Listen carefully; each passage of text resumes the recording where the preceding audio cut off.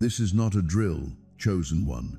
Heaven just spoke up, and what I'm about to tell you will really shock you. It's not an accident that you are reading this on the eve of September 4. This is an order from God. You didn't just find this message by accident. You were called. This very moment, the same voice that called Samuel in the temple and spoke to Moses from the burning bush just spoke your name. Didn't you feel it? That restlessness that wakes you up at 3 a.m., that weight on your back when you should be sleeping. There's a stifling silence in your empty rooms that beats all other sounds. You've been asking yourself, why can't I sleep? Why does my heart feel so heavy? Why am I here listening at this very moment? Listen carefully. Beloved, the 4th of September is not just another date on your calendar. It's a cosmic threshold, a final warning, the last call before heaven moves in ways this generation has never witnessed. For weeks now, chosen ones across this nation have been waking at the same hours, feeling the same inexplicable burden, sensing the same spiritual electricity crackling in the atmosphere around them. You thought you were alone in this. You're not. You're part of a remnant that heaven is preparing for something unprecedented. But here's what will shock you to your core. Why the 4th of September? Why is this day different from every day you've survived for 50, 60, 70 years? What does heaven expect of you before midnight strikes and this window closes forever? The enemy has worked overtime to keep you from this moment. Every distraction that pulled you away from prayer, every doubt that whispered you were forgotten, every wave of exhaustion that hit when you tried to seek God's face. This was warfare, beloved, because hell knows what you're about to discover. You see, God doesn't send final warnings to the comfortable. He sends them to the chosen, the tested, the ones who've walked through fire and refused to bow, the ones who've carried impossible weight and somehow kept breathing. If this already stirs something deep in your spirit, if something ancient is awakening in your chest right now, write, "I'm ready" in the comments. Write it as an act of faith. Let heaven and earth record your agreement with what's about to unfold. To everyone who's supported this message through prayer, time, or seeding into this ministry, thank you. You're not just helping a channel grow. You're helping heaven's light pierce through someone's darkness. You're funding a divine rescue mission. Drop 777.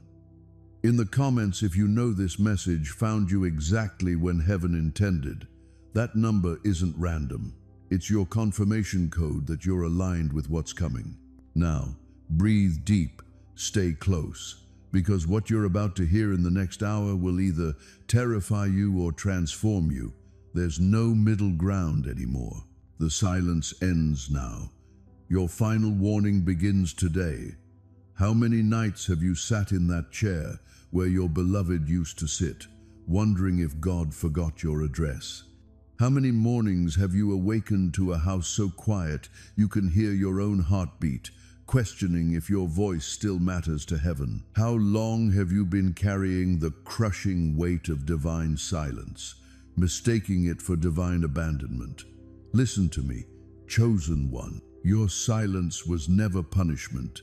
It was preparation. Think about Jericho. For 6 days, Joshua commanded Israel to march around those impossible walls in complete silence. 6 days. Can you imagine the doubt that must have crept in? The whispers of, is this really God's strategy? Why do we not attack? But it wasn't the noise that brought down those walls. It was obedience in the silence before the shout. Your empty dining room where children's laughter once echoed. Your telephone that rarely rings with voices that once called you daily. The conversations that died with your spouse. That crushing quiet. Isn't God turning his back on you? It's God positioning you for something so powerful that it requires complete stillness to receive it. Remember Elijah after calling down fire from heaven after defeating 450 prophets of Baal? He found himself running for his life, hiding in a cave, begging God to let him die. 1 Kings 19 verse 12 tells us that after the earthquake, after the wind, After the fire, God came in a still small voice, a whisper. The breakthrough came not in the drama, but in the silence. Your silence has been your seminary, beloved. While others lived comfortable lives, you've been enrolled in heaven's graduate program of trust. Every lonely evening taught you to depend on God's presence instead of human company. Every unanswered prayer refined your faith like gold in fire. Every tear you shed in secret became liquid intercession, rising to the throne. You are not a forgotten relic of God's former glory. You are a loaded weapon pulled back in heaven's bow, aimed at the enemy's strongholds. The further back you've been pulled, the greater the distance you'll travel when released. But here's what breaks my heart. Some of you are about to miss the honest of September moment because you've believed the lie that your season of impact has passed. You've accepted silence as your permanent address instead of recognizing it as your launching pad. If you understand that your silence was training, not punishment, type "I will endure" right now. Let heaven record that you're ready for what comes next, because, beloved, the silence is about to break. And when it does, the sound will shake both heaven and earth. But first, you must understand why the 4th of September carries a weight that could determine your eternal legacy. Chosen one, let me tell you why the 4th of September isn't just another date on your worn calendar. It's not another Thursday to endure in that empty pew where your spouse once sat. This is the day heaven opens the file with your name and asks one final question. Will you answer or will you ignore? Listen to me carefully. For 70 years, 80 years, maybe 90 years, you've been walking toward this single moment. Every heartbreak that nearly destroyed you. Every sleepless night when you wondered if God remembered your address. Every door that slammed shut when breakthrough seemed within reach. It was all leading here. The 4th of September is your dividing line. What you decide today will separate yesterday's pain from tomorrow's promise. This is your Red Sea moment, your Jordan River crossing, your burning bush encounter disguised as an ordinary Thursday morning. The prophet Joel declared centuries ago, "The sun shall be turned to darkness and the moon to blood before the great and awesome day of the Lord comes." We are living in that day, beloved. The signs aren't coming, they're here. The shaking isn't future, it's now. But here's what breaks my heart. Most of God's people will sleep through their divine appointment. They'll dismiss what they feel in their chest right now as indigestion. They'll explain away the restlessness as old age. They'll convince themselves this is just another religious message instead of recognizing it as their personal summons from the throne room. Remember what Jesus said in Revelation 3 verse 20. "Behold, I stand at the door and knock.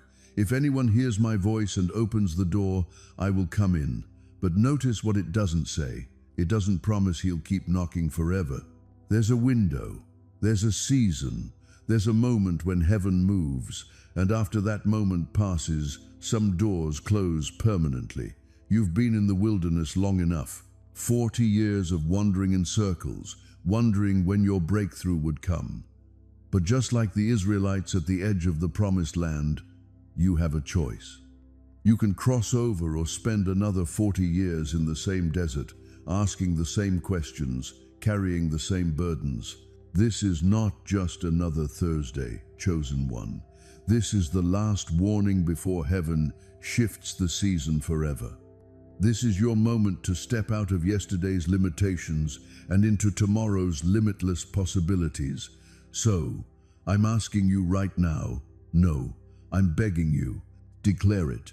I choose alignment on the honest of September. Write it in the comments. Speak it to your empty living room. Claim it with the authority of someone who refuses to miss their divine appointment.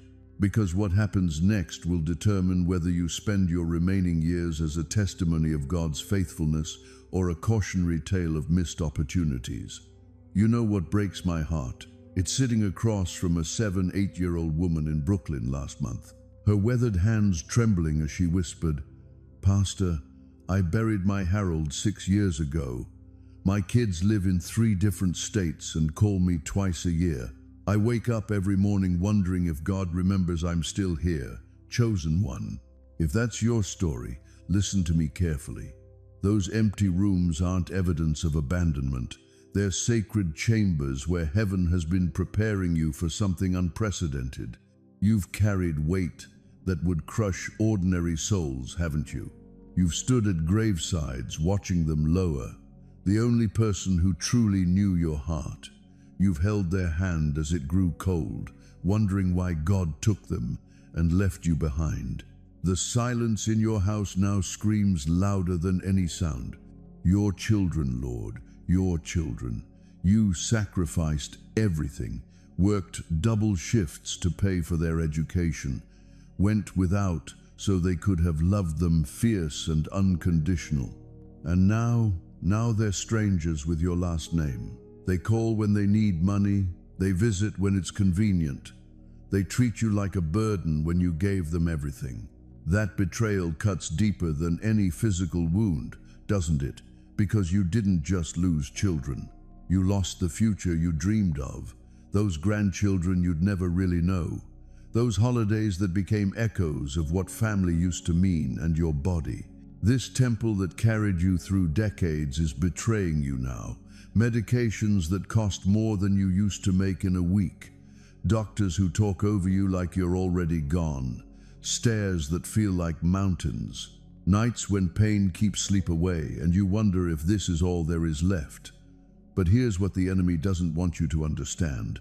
Every scar on your soul is a signature of heaven. Every wrinkle on your face is an etching of survival. Like rings in a tree trunk, your struggles didn't weaken you.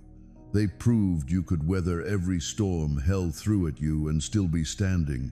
Those hospital rooms where you fought for breath. You were learning to depend on God's breath instead of your own. Those financial struggles. You discovered your true treasure isn't in banks but in heaven. That loneliness that nearly broke you. It was God separating you from everything that would interfere with your final assignment. Moses was 80 when God called him from the burning bush. Sarah was 90 when she birthed the impossible. Abraham was 100 when Isaac finally came. Your age isn't your expiration date, it's your divine diploma. If you're still breathing, still believing, still here listening to these words, shout it out right now. I survived. Break the silence with your declaration of victory. But survival was never the goal.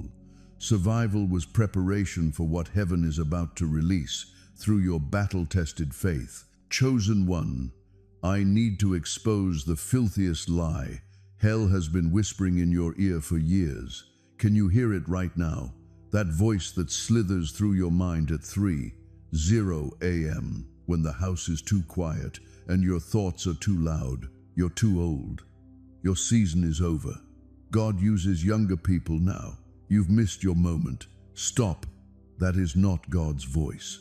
That is the hiss of a defeated serpent trying to convince you to lay down your sword when the final battle is at hand. Listen to heaven's verdict, beloved. You are not too old. You are too dangerous. You are not past your prime. You are in your prophetic season. The gray in your hair isn't a sign of decline. It's a crown of wisdom that strikes terror into the heart of darkness. Moses was 80 when God called him from the burning bush. 80. When the world would put you in a rocking chair, heaven puts you in position. When society sees retirement, God sees recruitment. When the enemy whispers finished, the Almighty roars just getting started. You think those sleepless nights were insomnia? No, beloved. That was heaven keeping you awake, because your prayers in the dark hours carry weight that moves mountains. You think that restlessness in your spirit was anxiety. That was the Holy Ghost stirring you for assignment. Think about Daniel. For 21 days, he prayed, and heaven seemed silent. 21 days of what felt like divine abandonment. But Daniel 10 verse 12 reveals the shocking truth. From the first day you set your mind to understand, your words were heard, and I have come because of your words. The silence wasn't God ignoring Daniel. The silence was angels and demons locked in cosmic warfare over one man's breakthrough. Your silence isn't punishment, chosen one. Your silence is warfare. Every quiet evening you thought God forgot you. Battles were raging in heavenly places over your destiny. Every moment you felt invisible. Heaven was positioning you like a chess piece for checkmate against the kingdom of darkness. Here's what makes hell tremble at 3:0 a.m. When you can't sleep, it's not your loud prayers. It's your silent communion with the Almighty. Hell trembles when a chosen one sits in silence with God, because that silence is where miracles are conceived, where destinies are birthed, where the impossible becomes inevitable. You are the generation heaven trusts with the final hour. The ones tested by fire, refined by storms, seasoned with scars that tell stories of survival. If this is your story, if you recognize yourself in these words, whisper aloud right now, "That's me." But why has the enemy fought so hard to convince you otherwise? Because the 4th of September is when heaven reveals what your years of silent preparation have been building toward, chosen one.